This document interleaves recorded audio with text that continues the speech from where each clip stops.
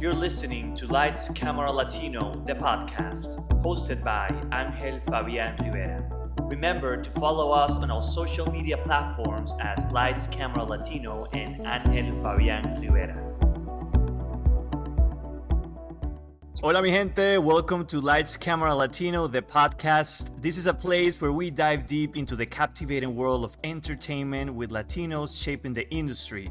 My name is Angel Fabián Rivera. You can also call me Angel, and you can follow us on our social media platforms at Lights Camera Latino and Angel Fabián Rivera. Today we have an amazing guest that I met last year at an event in California. This is José Maestas. He's a stand-up comedian originally from Las Vegas, New Mexico. He performs with an energetic brand of physical comedy, impressions, and characters. He was twice awarded Best in Show at the Burbank Comedy Festival. He starred in the award-winning play 638. Jose also headlines Applause Break at the Hollywood Improv. Yes, Jose, thank you for being here. That's a nice intro. That's you, right? Giving more compliments than my mama out here. This is nice. So cozy now. First of all, man, how are you with everything that's been happening in California? I know it's been crazy. How are you? It's been a weird start to the year, to put it lightly. It's been something's in the air, bro. I don't know. It's been weird, but me personally, I've been okay, thank God. But things have been a little off, to say the least, for sure. I know, man. That and also what's happening right now with the world and Latinos and everything, and it's undocumented people. It's been a crazy start of the year. I'm not gonna lie.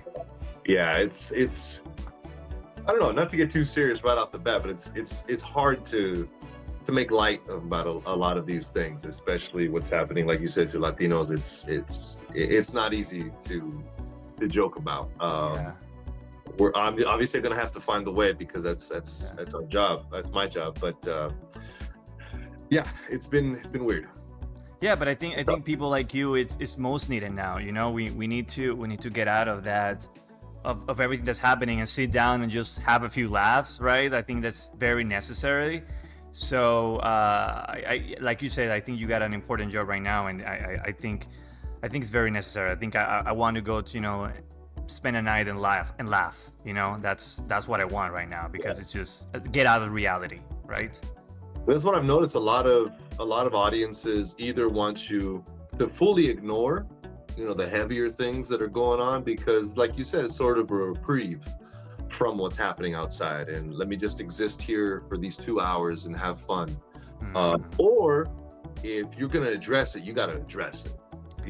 Like the people like John Leguizamo, who I love, is really addressing it full on, head on. And so it can't be somewhere in the middle. I think you got to do one of the two. You can even do both, but depending on the night and depending on what the audience needs, I think that's an important part of being a live performer. You gotta listen as well, and then they'll inform you what they need. Right, and that's great. That's great that you have to step in. There's no other way. Like you said, like you either do it or not. You either address it or not. So you got a hard work to do now, man. Yeah, it was never easy to begin with. It was never easy in the first place. It's just one more thing, one more layer to it. Why not? Like as if there wasn't. Right. Okay, so I want to start right off the bat with asking you a few questions. What's your all-time favorite Latino song or artist? Oh, we're right here. Okay, Selena. Selena all day. Selena, yes. What's your favorite song of hers? Probably Amor Prohibido. Ooh, I love Amor Prohibido. It's such an iconic song of hers, and I love it. You know what's tough though about listening to Latina artists specifically, especially a lot of her songs too, is that a lot of times it's like, man ain't shit. You ain't shit. You came over here. You played with my heart. That sort of thing. And I'm like, I didn't do nothing, Selena. I love you. Like, I did nothing. What are you talking about? Why are you blaming me? I love you. But I do believe that yes, that the songs, they've been progressively changing. But obviously, when we go back to Selena, that's all she's saying about, right? That's all she's saying about men, but shit, man. A lot of it. You know what I like? There's this old clip of they're like she's performing. That's the thing too. When you're coming up, you perform at all these like interesting places that aren't like comedy or not like musical venues. She was performing like at a baseball field or something, a baseball game, and she brought up this little flaquito, and she was like singing to him, but serenading him, but like very forceful. You know what I mean? I don't remember what song she's singing, but she gets up in his face. I think she like throws him to the ground, and he's at a baseball stadium. At a baseball stadium, and not even a stadium, like a small, just like a regular baseball field. And he's having the time of his life, and she is just dominating him. He probably tells that story to this day. Good for him. I gotta find that video because that's gonna crack me up. That's crazy that when people talk about Latinos being melodramatic, we are. I don't know about mellow, but definitely dramatic. It's very dramatic. Ain't nothing mellow about it. She was about to whoop his ass. It's very real. And he loved every second of it. Oh man, I love that. I we should keep doing that, right? Like, why not? Like, it's just enjoying a performance, right? Like, she just lives through it. And that's it. She leaves her songs and she performs to it. Oh yeah, that's why everyone loves Latinas. They'll kick your ass and make great food, and she loves you. Kick your ass again. It's great. It's exactly what we need as men. Right? That's what we need. Yeah. He should be a man. That's crazy. Definitely Selena is my number one. Selena forever. Okay, one more question. What is a Latino dish you cannot live without? Oh, that's a hard one. That is a hard one. That is a hard one. Well, to get more specific with it, it's from my mom. Mm-hmm. So I love it. When she makes enchiladas, I end up eating the whole tray. I made enchiladas for some of my friends out here, and I guess it was too hot. I don't know what happened, but they didn't eat like any of it. I ate the whole thing, which is fine, which is totally fine. But probably enchiladas, but to not be too basic, menudo. Actually, my mom. What's menudo? You know what menudo is? I don't know what menudo is. Menudo, I know menudo the band. I love Ricky too, actually. Why not, right? No, menudo is like what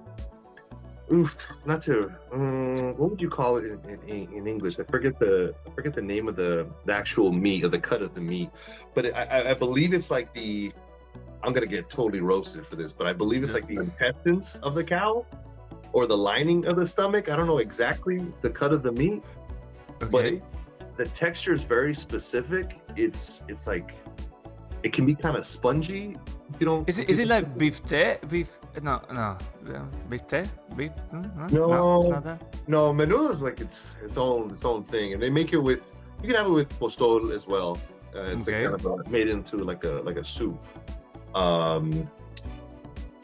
forget the name, the cut of the meat in English though. I can't think of the name. Intestines. Yeah, it's made into a soup, and you put some onions and some oregano on there, and Oh really?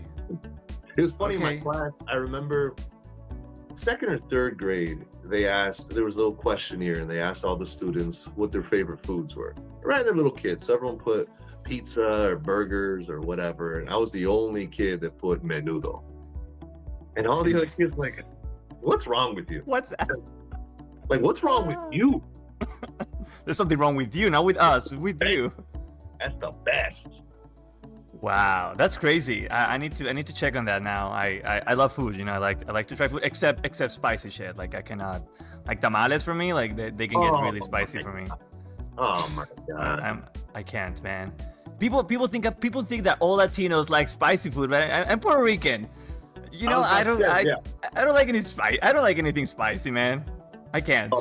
I'm like, bring on the heat, baby. I want that fire. I mean, did you see Bad Bunny the other day trying out all this spicy shit? Like on hot ones, no? yeah, like he couldn't stand it. That's me. That he represents all of us. See, and I didn't realize that because we live in our own little bubbles, right? And I didn't realize that I just assumed all Latino food was tacos and burritos and fire. And then I made friends with some Cuban people and like, nah, dog, we don't eat any of that stuff. Oh, really? They're croquetas and all these other things. What is this? It's like a whole new world. It's all delicious. It's a whole new world. Yeah. It's a whole But new world, man. it's like it's easy to make assumptions, but it's like, wow, there's a lot of little differences here. Yep, and that's what I want people to know, that not because I am Latino I'm gonna like spicy food. So don't cook spicy shit for me because I'm not gonna eat it. Give it to me. I'll take it. Give it to Mikey. You'll take it. I'll eat. You eat the whole tray. I'll eat everything. I'm my not God. picky. Just give it to me. I'm starving. I'm a big boy. I eat. You can take it. Oh, I love that, man. I'm a foodie too, but when it comes to that, there was once when I went to New York with my friend, and she's like, "You gotta try these tacos. You gotta try these tacos. They're spicy." And I was like, "Can you take the spicy out?" She's like, "No, you cannot. You cannot order them without anything spicy. It has to be hot." And I'm like, "Are you sure?" She's like, "Yeah."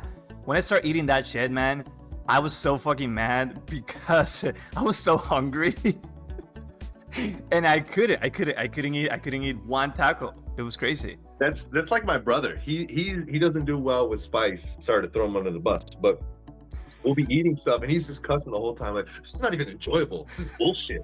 I don't know why you guys order this shit. That's the same thing I say. It's like, what? Like, how do you actually enjoy spicy food? Do you actually enjoy spicy food? I don't enjoy spicy food. If you enjoy it, that's on you. I mean, I don't want to do like the hot one sort of contest. I don't want to. That's not an enjoyable meal, but a little kick in there, A little kick in there. wakes you up. Makes you feel alive. Come on. Oh man, I love that.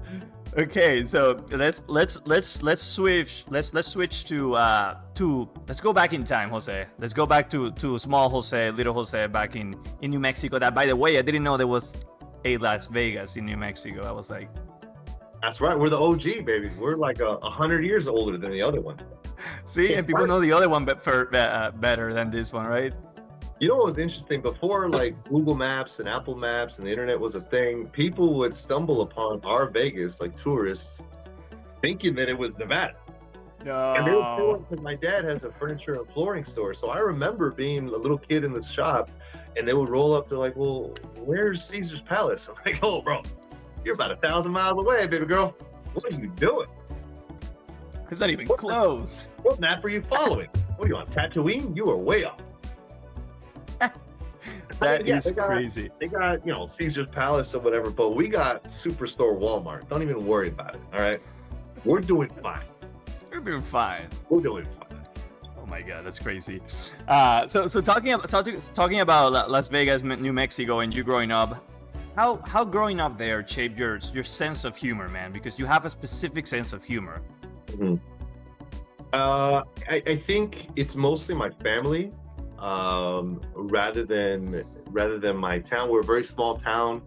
It feels like everyone knows everybody. A lot of people are related in a certain way.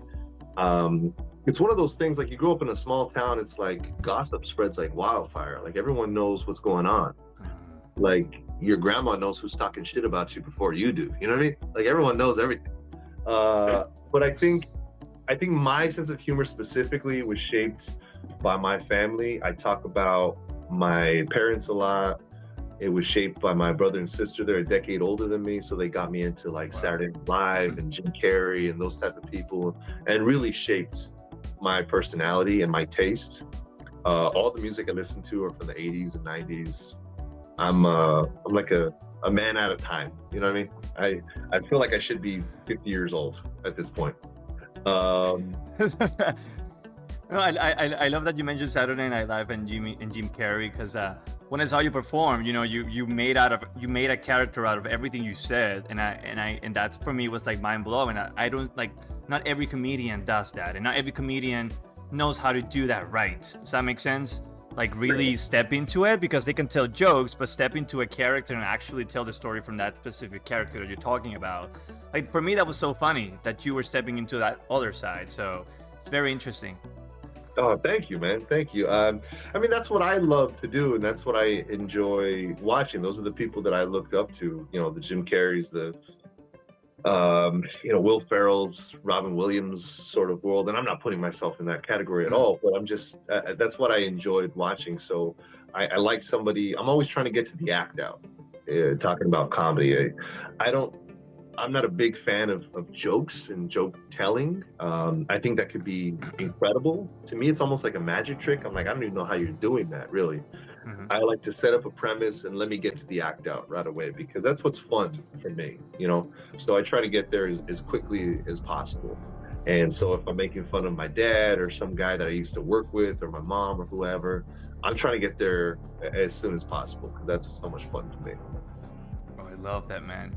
Uh, what was your first ever experience performing comedy? Do you remember there was a specific time where you were like, okay, this is it. I'm gonna do comedy? Because I believe did you start acting first, then before comedy, or how was that beginning?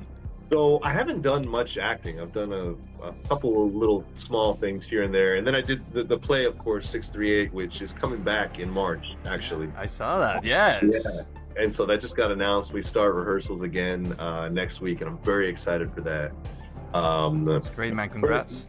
Thank you. To sidebar on that a little bit, the play, it's a kind of a farce. It's a comedy. It's about one of the assassination attempts on Fidel Castro. So it's a mostly Cuban cast, all Latino cast, and we kind of became like a little family of our own. And that world is just so positive and so encouraging. I love all of those people. They treated me so well. It was my first experience on stage in that way. Wow. And so I was really apprehensive, but they made it so comfortable. And so I'm extremely grateful and excited to start that back up. So we'll be doing that in March. That's great. Yeah, I'll be posting online of all that sort of stuff. But late March, that's coming back. But no, stand-up in comedy has always been the thing. Even before I actually got on stage and officially did comedy. Since I was a little kid, I was always memorizing SNL sketches and impressions and quotes from movies and stuff. And I would do it in the back of the bus for field trips or for family gatherings at my grandma's house for Christmas time. I would do, and all over the board, I'd do like I said, Jim Carrey, obviously, but cultural stuff. I'd memorize all of George Lopez's old stuff. Oh, wow. I would do all those bits. I would even do like Adam Sandler, like the Hanukkah song. I would do Opera Man. I was like a silly little kid, and I talk about this on stage, and I kind of feel the same way. I don't feel like much has changed. Like I'm still that little kid. I'm just a much bigger kid, and that's what I enjoy doing. It's interesting that some of my favorites are more serious, talk about heavier topics and those sort of things. I really appreciate those comics, some even blue, but that's not what I do. I'm just trying to entertain the audience and, like you said, give them a little reprieve from whatever's going on in their world for the time that I'm up there. So that's what I enjoy doing. Yeah, no, and I love that you mentioned that you keep that kid inside you, right? And it's just bigger now. And I believe that's the most important thing that we should not let go as entertainer and as adults in general. I think people grow up and they forget that little kid, right? They forget that person who was inside you who just changed, right? I mean, why? Yes, we gotta change, we gotta evolve, but there's something there that ignites a light and that moves you, right? From what you've been telling me, I believe you were like the clown of the class always, right? You were the guy who were making jokes. You were the guy who was like, messing up everybody, like having fun. And I love that, because I grew up with people like that too. Yeah, when I get on stage, I try to remember, like, why did I start doing this in the first place? Why did I fall in love with this in the first place? And I just I don't even try to keep that in mind. It's just where I automatically go to is that sort of material. Like I just want, I don't want people like, oh, I want you to love me. I just really want you to like me. No, I want people to be happy and enjoy what I'm doing. I don't want to be divisive or anything like that. Although, like I said, I do appreciate those that do and do it well. It's just, that's not what I strive to do. And yeah, I just want people to enjoy the time that I'm up there. I love that, man. You're talking about you've been talking about the things that you talk on stage. How is your process on writing what you're going to talk about? Like, do you start with an idea? Do you start with like, oh, that happened to me yesterday, or oh, let's actually talk about this character? How does the writing process starts as a comedian? It depends. I mean, there's a couple ways for me. Because I'm always looking for the act out, I try to look for people with distinct voices and personas, characters. And so a lot of the ones that I do, or some of them, are people that I've worked with or that I've interacted with, and I thought their voice was very distinct, and I would just try to mimic them. Because the easiest way for me to get into comedy was mimicry. So I would mimic movies and TV shows and stuff like that. And so that's easy for me. If I hear someone with a specific voice, I can get into it like that. And I either create a backstory for them or actually say what they really do. I think the time you saw me, I may have done my, the guy I used to work with, the Cuban dude. Yeah. Thick accent. And so he made it easy because he would mispronounce words and say different things that he didn't mean. And that's easy when you can just sort of regurgitate what happened and just tell the story. That makes it very easy. But there's others that, you create a whole character kind of around just a voice or maybe a physicality, whatever it might be. And then the other one is telling stories about like childhood and growing up and kind of what shaped me. I tend to get very specific and very personal with my material because that's what I really know. I don't really talk too much about politics or dating or religion and stuff like that. It's mostly what I've experienced, and that seems easiest for me. And a lot of times what you see on stage is one of the first or second iterations of me just talking it up. You'll see a lot of comedians walk around just talking to themselves, and no, it's not schizophrenia. Maybe a little bit, but it's mostly just conversational. You talk it out, and that's, I think, one of the best ways to write. Instead of just getting in a notebook, it's meant to be spoken aloud. So speak it aloud, and then you can shape it from there. Yeah, because I do remember you were very, you had a connection with the audience, which I totally love. When I see a comedian, right? Because not every comedian. There's certain comedians that talk to themselves and they stay in that bubble. I've seen some people like that, but then there's some people that really connect with the audience, really is present, which I think it's the hardest thing, right? If I'm not mistaken, I've done improv. I've never done stand-up comedy, but for me, it's like be present, right? Like, how do you stay present? How do you stay in the moment while you're telling all that, your story? For me, sometimes I acknowledge the audience a little too much instead of getting into my material.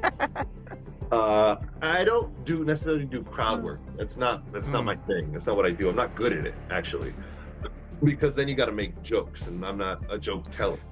And so, but I will acknowledge on little cutaways things that are happening in the moment, or maybe what someone's wearing if it connects to what I'm saying. But I think it's important to acknowledge what we're doing. Mm-hmm. What's actually happening right there. Like, it's weird. It's weird. It is. For me, a stranger to be performing in front of all you people, why are you listening to me specifically? Why are we all sitting here? What are we doing? This doesn't make any sense. And so kind of embracing that, I think, can be interesting and can be important. Just an acknowledgement of, okay, this is a social construct. As human beings, we've decided that this is a thing that we do, even though on paper it doesn't really make any sense. Well, there's something about that you said. Like, there's something about then, like, being quick, being like, right, like being, like you said, like there are certain moments that you see something and you connect with that thing, then you acknowledge it, you make something out of it, how do you get that quickness out of it? Like, is it something that you develop? Is it something that you're born with? Is it something that people teach you? How do you explain that? Well, I appreciate you saying that, because you're alluding to that I'm quick, and I don't feel quick at all. I think that was I feel you're quick. I feel like that was a really good set. In the audience, some audiences do make it easy. That's not every night, but that was fun. That was really fun. I think it's a combination of things. Some people are just naturally very present, very confident, very quick, like you say. For me, it takes a lot of work to get to a place where I feel good about it in a set, in a moment. But it is something that can be, I don't know if taught, but it can be learned for sure. Just with reps, like anything else, reps on stage, more stage time, you get more comfortable up there and say, okay, I don't have to be something else. I could be me, maybe to a 10 or even a 12, but I can still be me, and I'm okay. I'm confident doing that. But you learn, like you said, to improv. That's another way to just be confident on stage. Open mics will get you, whoo, that'll put some hair on your huevos, let me tell you that. Right. Yeah, what you saw at that show, that was nice. That was easy. That's fun. Yeah. Going to a room of sad comics and trying to make them laugh at 1 a.m, that is rough. That is torture. But now that you mention that, that's interesting to me. Like, how, like, when you have a night like that, how do you survive a night like that, right? When people are just dead and you're trying to, like, actually move it, and you know, because I've seen people struggle in times like that, and I'm like, oh my god, that must be, you know, as an artist myself, I'm like, shit, that must not be easy for the person standing on stage. How do you deal with that? How do you even end up the routine that you have? The only way to deal with it is cry. Just go home, cry. You know, just roll up in a ball, just floor your shower, and just cry it out. That's it. Feels great. No, I don't know. It's one of those things. It's just tough. It's just really, it's just a real struggle. I mean, I even now it takes me a lot to build up the courage to go to an open mic. Also because the style that I do, it's, you know, real animated and fun, kind of happy, I guess you could say. Yeah. It's very specific. Sometimes it's not for everybody, right? I must imagine. It ain't for the open mic. Absolutely not. These comics were looking at me like, what the hell is this guy doing? What's this guy? He likes himself? Get the hell out of here! You know what I mean? And I'm like, no, I'm just being silly. So, yeah, not everything's for everybody, for sure. And so it does make it a little tougher. So you have to get your reps elsewhere a lot of times. That's interesting to know. No, because I've seen both sides, right? I've seen comedians being successful at, you know, on stage, but then I see comedians not getting one laugh, and you know, it's hard, right? It's hard for me to see them suffer, because I suffer with them too, and I'm like, man, I want to help you, but there's nothing we can do. Just laugh, baby. That's it. That's all you can do. You know what's interesting is that, you know, I don't like when, and I'm not saying you're doing this, I'm saying just in general in the world, if someone sees somebody one time and they're like, oh, they weren't very good, or whatever it might be. Comedy changes so much depending on the environment, on the night, on the set. You could do multiple sets a night, bomb in one spot, and then have the best set of your night, the best set of your life 20 minutes later. It can be like that. And so you have to give somebody a second shot, and just understand that this one thing is not their act. It's not who they are all the time, because it could be the same material too. In front of two different audiences will have completely different reactions. So it's just kind of the name of the game. Yeah, so it's like when people say, like, you know, you gotta be at the exact moment, the right time, right? Like that goes the same with you guys. For you guys, when you, like, depending, like you change the setting, you change the people, and that's it. That's all you need. Maybe your act is not for seniors. 65 plus, 60 years plus. Or change it to like if you go to a college and maybe they'll laugh to your jokes. It's depending. It's what you got, who is it for, the specific time, what time of the day. I think so, right? That's a big one too. That's a big one too. I kind of like the earlier show, like the 7 o'clock show, 7:30 show. It's a little bit older crowd, maybe a little bit more tourists, people's parents, that sort of stuff. My stuff is great for that because it's real lighthearted, real silly. I feel like I also done a lot of private shows for like retirement communities. I've gotten hired I love that. I love it. It's great. So many people hate on it. Like, why? They want to laugh too. What the hell? They need it, and they need it. Yeah. And I see some of these people, 50s, 60s, 70s. A lot of times they're looking at me like, oh, he reminds me of my grandson, sort of thing. It's that sort of look, and that's fine by me. I have a great time. But then you do the late show, the 10:30, 11 o'clock, and it's a very different audience. You can even use the same material, but it's kind of through a different lens. Maybe you adjust slightly, and yeah, it's a totally different environment. Interesting. Yeah, that's very interesting, and that's why it's so important to try out your stuff, right, and your material, and see. And that's like you said, like the open mics and try things out sometimes, because you gotta see who it works for, right? And you're never gonna know until you try it out. That's it, right? Like maybe you're laughing by your own jokes, but you're like, other people are gonna laugh, from them. But it's all about trying them out. That's interesting. I love that.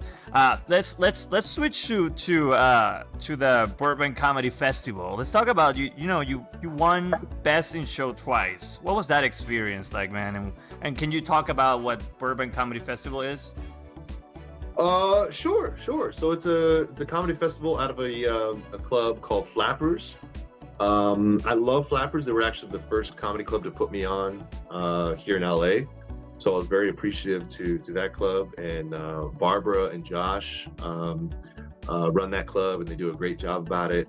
It's got such a comfortable, sort of inviting environment. So a lot of times when I want to try something new, I actually go there first before I go anywhere else. In fact, I have this character called Cocaine Bear. I don't know. It's ridiculous. I've seen the movie. Yeah. Well, imagine that guy talked, or he had a voice. And so I bought this bear costume. And no, you didn't. Oh my God. Full-on bear costume. And I'm wearing like this big brimmed hat, these big glasses, kind of leaving Las Vegas sort of situation. And I got like white powder on my nose. And so that's the thing. The first time I did it, I got a little baggie of flour when I left my house, but I forgot to bring it, right? And so I'm in the back hallways with a bear costume, going through the kitchen at Flappers, kind of looking for any sort of white powder I could put on my nose. Complete the look. And I must have looked insane, which is pretty accurate. And so, but yeah. But as far as the festival goes, it's they have, I don't know, 100, 200, 300, a lot of comics from all across the country, sometimes all over the world. And yeah, so they have a best of best kind of show. So there's like a handful of comics, and you do a tight 5 minutes. And yeah, so I was lucky enough to make it to the Best of Fest a couple times there. The twice that I've been in the fest, I made it both times, and it's yeah, I feel very comfortable at that club. I always enjoy going there. In fact, I'll be there this weekend again. So yeah. I love that. So you go there every now and then to perform? Yeah. Whenever I can, or whenever they put me on, I always get down there, and it's an interesting spot. And I think some other comics feel the same way about it, because you have some bigger names that have like before they go on tour, they'll be working out material there, and other clubs too. But I've seen several workout material there. It's a smaller room. It's actually called the Yoo-Hoo room. It's almost set up like a baseball diamond. It's really tiny, but it's so conducive to laughter. It's very intimate, and you're just right there with the audience. There's no distractions. There's nothing else to look at. It's just kind of you and the audience. So it makes it easy to just be immersed in this sort of conversation. I love that club. Oh, I love that, man. Let's talk about you tapping into acting. Now that I know that you started in comedy first and then went to acting, how did you approach acting in terms of like, did you find any differences when you perform when you're doing stand-up from when you're acting? Like, where did that line stop, and where do you were like, oh my god, like this is different, or it's the same, or I can make it the same? Well, so I've done a handful of like short films here and there. So I'll tell you the longer story. I used to work at Equinox, which is a big fancy gym here in LA and New York and other places. And I worked there for years, and I felt like it was time to move on. So I left, and the very next day I said, let me put myself out there for other opportunities that I wouldn't have considered otherwise. And this play was the first one that I saw. And I said, I never really considered doing a play. And then I saw the character description. It was called The Presenter, basically like the narrator, onstage narrator. And the way that it read, it felt so specific to me and what I do. And I said, taking on a play feels very ambitious and kind of scary for me, but this character doesn't. This feels like right in my wheelhouse. And then I got it kind of almost immediately, got it right away. And it's almost like they wrote it for me in a way, not to sound like conceited or anything, but I actually don't really have much dialogue with the other actors, which makes it a little easier for me being on stage. So it's more with the audience, yeah. Myself. Exactly. I break the fourth wall the entire time, almost in a Deadpool sort of way. And it's very silly and over the top, and I can go in and out of a couple different accents. And then there's kind of a twist as who my character really is at the end. It's so well written. Edward Excalibur, he's our writer, and Elizabeth Excalibur, husband and wife, she directed it. They are so incredible, so easy to work with, and just the words on the page made it so easy for me to kind of, I didn't even really have to interpret. It was all right there. And one of the best notes I think I've ever gotten, possibly the best compliment I've ever gotten, I had to read this line, and it's kind of an intense scene. It's all comedy, but an intense scene. And I'm in sort of one character mode, and then I break to this other character to kind of break the fourth wall again. And I'm talking directly to the audience. And the line is, well, I guess I should be flattered. He thinks I'm sexy. And so the first time we were rehearsing it, they said, okay, cut. And then Elizabeth talked to Ed. She said, oh, what did you think about that? He said, that was great. The way you delivered that line, it was like a combination of Jim Carrey or Ace Ventura and Donkey from Shrek. I'm like, yes! My dream has been accomplished. That's all you wanted. That's all I've ever wanted. That's all you ever wanted. Well, actually, when you just said it right now, it just gave me that too. It's in you. It's in you. In fact, I went into a commercial audition the other day, and I had already like rehearsed what I was gonna do, and it felt like kind of over the top, and because I go off for a lot of like over the top commercial sort of stuff,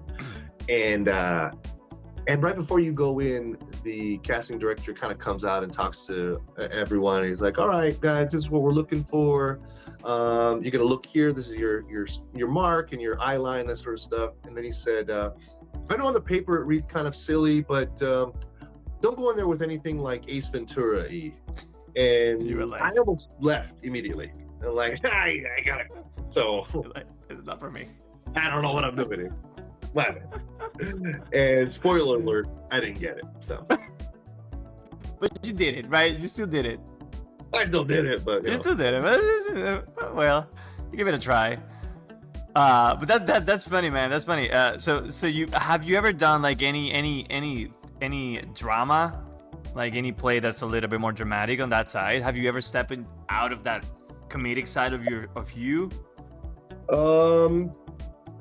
I've done a couple like short films that were like action drama-y, but I'm a bigger guy, so I usually get cast as I either get murdered or am the murderer.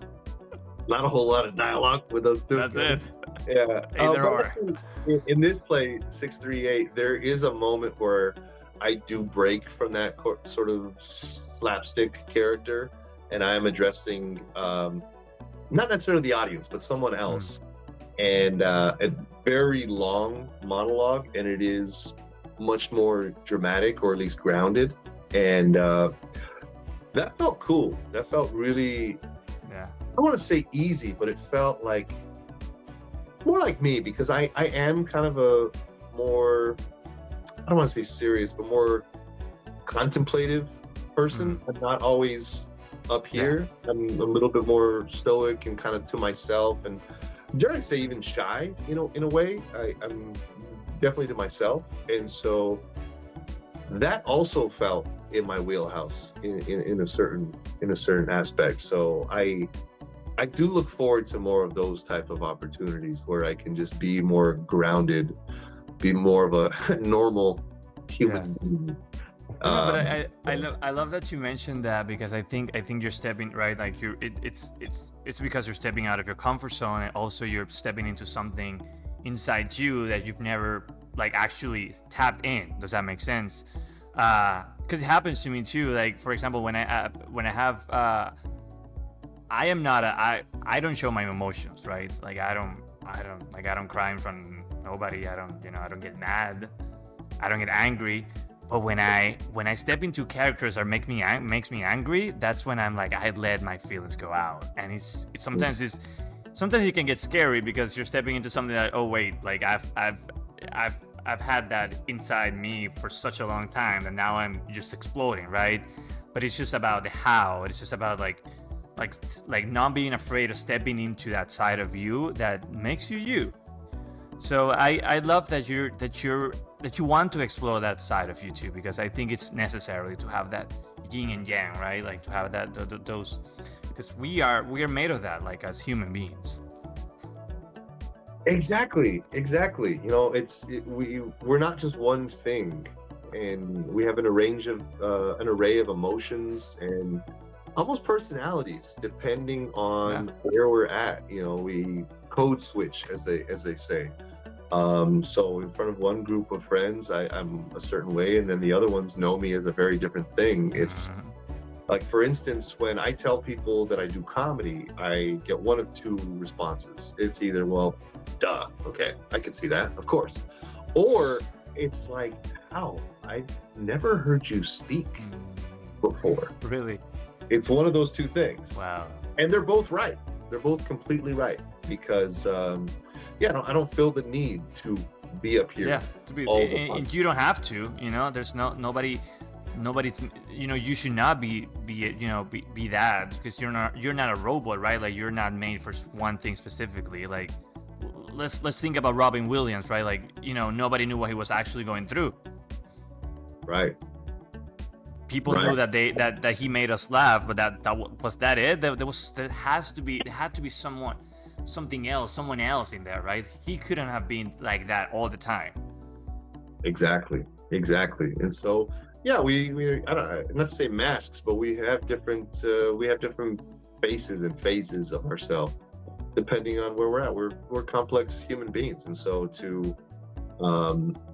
I usually play a little bit more sketch oriented sort of characters, even in my stand-up, and so I do look forward to the opportunity to play a little bit more complexity, or a real grounded human being. And so that the moment of the play where I do that felt really nice. So I am looking forward to that.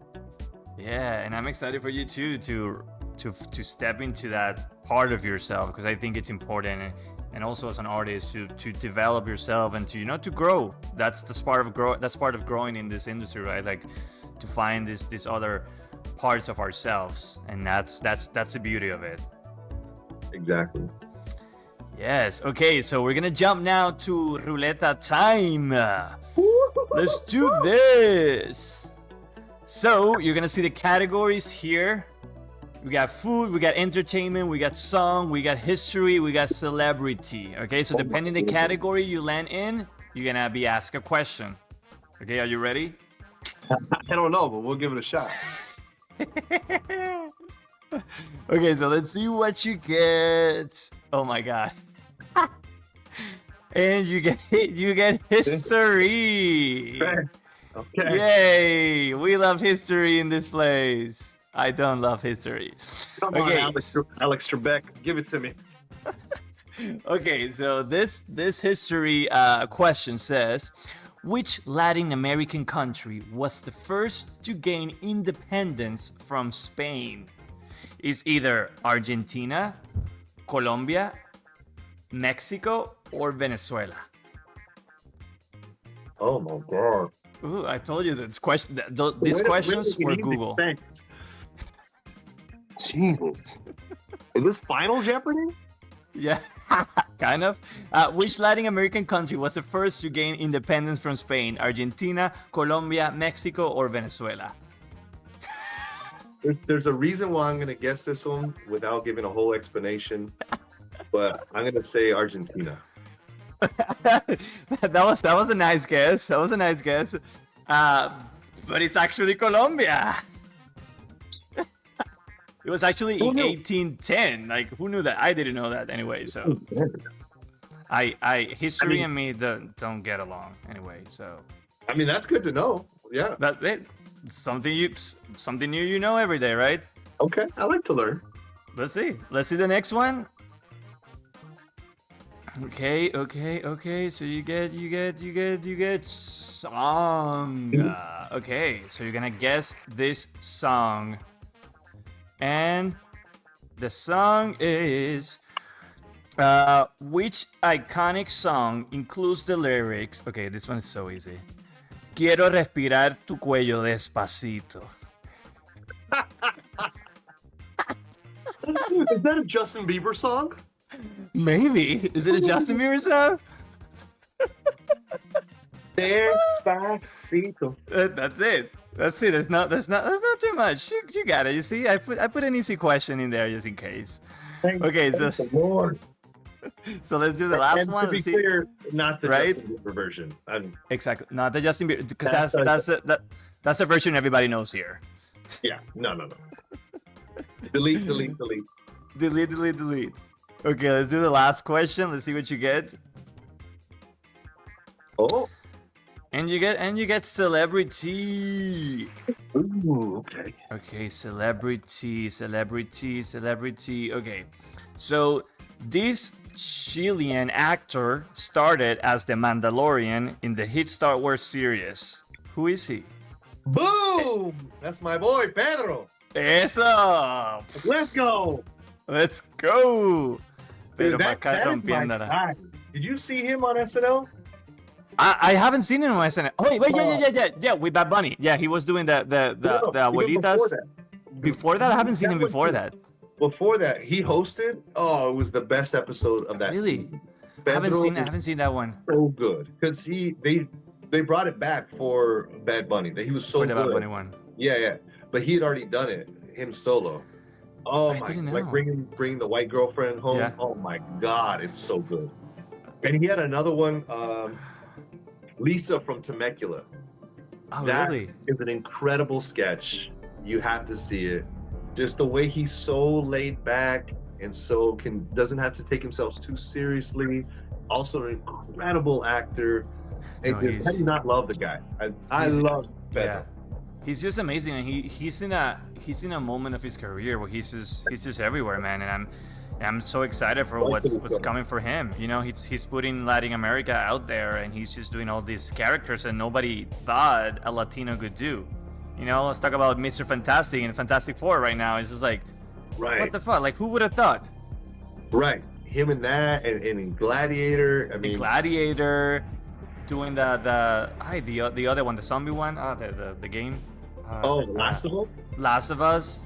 Ooh. Last of Us was incredible, and that's what The Walking Dead could have been if it was on HBO. Yep. Oh, Yep. I love that. Thank you for making that one easy for me. See, that one was easy for you. Yes. Okay, Jose. So I want to give you an opportunity to give advice to young comedians out there who are trying to do comedy or are afraid or just trying it out. What would you tell them? It's tough. It's tough. Tough one. Because honestly, I'm still trying to figure it out. I am. I've been at the, you see it right here, I've been at the Improv for years, and it's one of the most iconic comedy clubs in the world. It was actually the first solo stand-up comedy club in the world. And so I'm still trying to figure it out myself. And it's what you see on stage is actually the easiest part of all of it.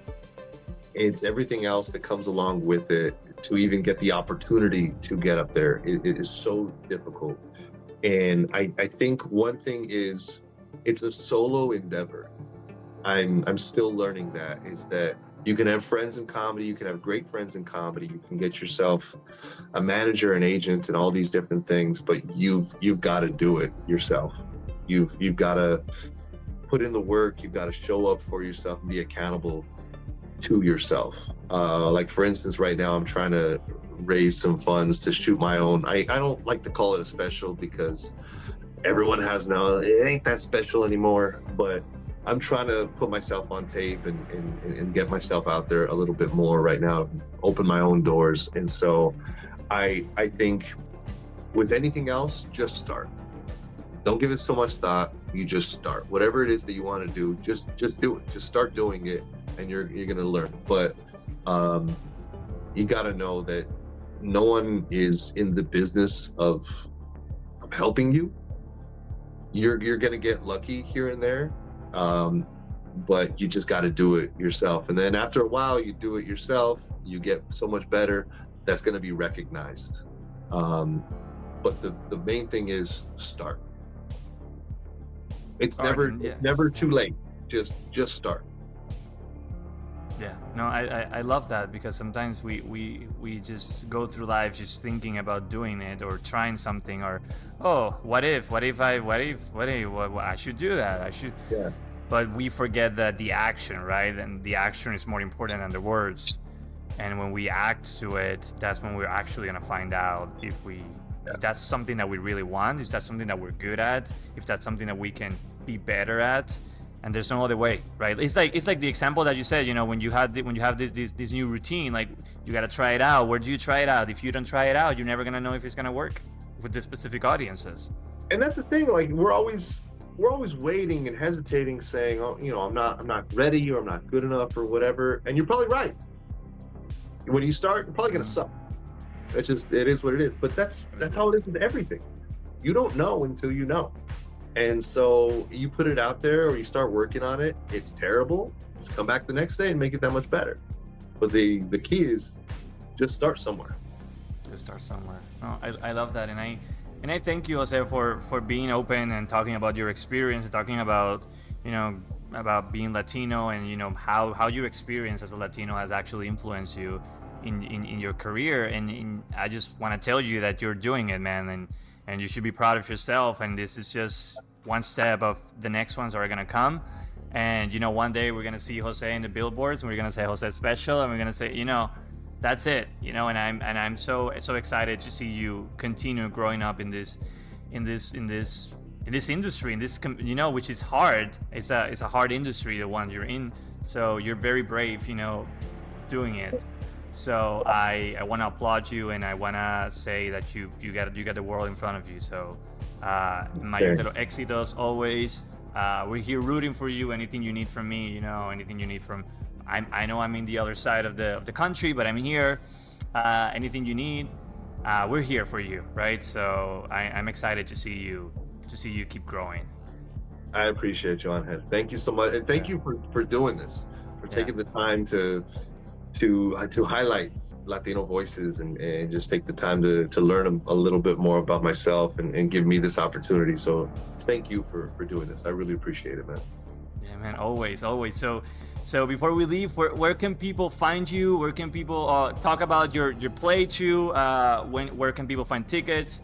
And where can people see your stand-up routines? All that. Like, where can people find you on social media? All that. Let's throw it out there.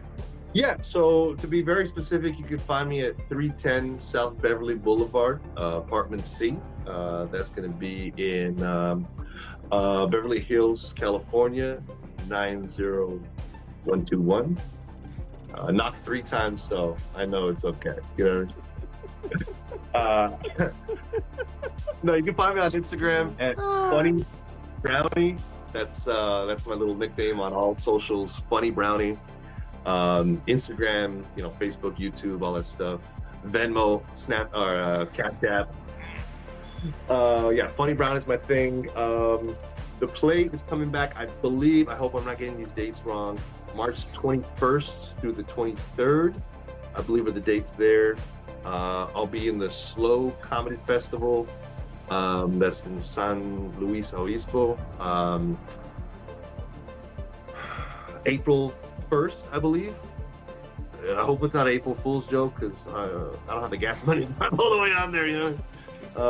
So that's April 1st, and then yeah, you can see me at the Hollywood Improv almost pretty much on a weekly basis. So yeah, follow me and check me out, and there's a bunch of shows coming up. So I appreciate it.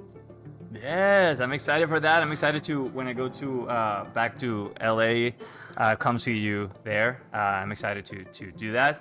Hopefully sometime soon. I'll be there, so I'll let you know. Again, Jose, thank you for being here with us. Everybody listening out there, please take care. It's not an easy time that we're living in, but remember to support Latino creators. Remember to get your mind off, you know, for 1 hour, 2 hours, and just forget about what's happening in reality and just immerse yourself and laugh and have a good time. I think we all need it. This is the time that we all need that. So thank you again, Jose. This was Lights Camera Latino, the podcast. Remember to follow us on our socials. Lights Camera Latino, Angel Fabián Rivera, Funny Brownie. And I always like to end up this with, when life knocks you down, levántate con más fuerza, keep fighting. Hasta la próxima. This was Lights Camera Latino. I appreciate you, Angel. Yes.